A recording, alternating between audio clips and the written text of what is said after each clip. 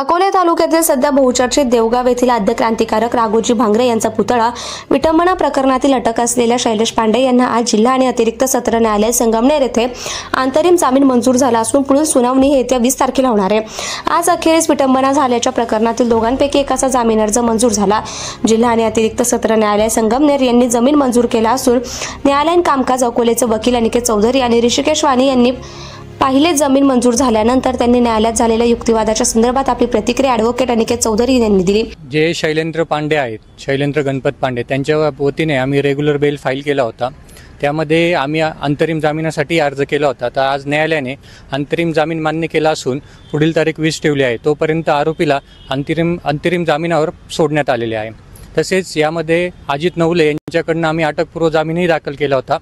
त्याच्यावरही पुढच्या 20 तारखेला सुनावणी होणार आहे। यामध्ये फिर्यादीतर्फे आज वकील हजर झाल्याने त्यांना त्यांची बाजू मांडण्यासाठी 20 तारखेपर्यंतची मुदत देण्यात आलेली आहे। परंतु तोपर्यंत जे अटकेत होते शैलेंद्र पांडे यांचा अंतरिम जामीन मान्य न्यायालयाने मंजूर केलेला आहे।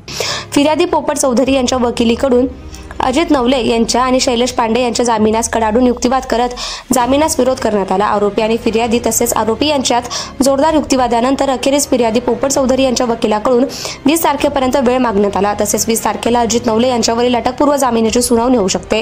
या प्रकरणाकडे संपूर्ण अकोले तालुक्यातील जनतेचे लक्ष लागून राहिले होते। न्यूज सह्याद्री एक्सप्रेससाठी संपादक भाऊसाहेब साळवेसह उपसंपादक किशोर भोईते, अकोले।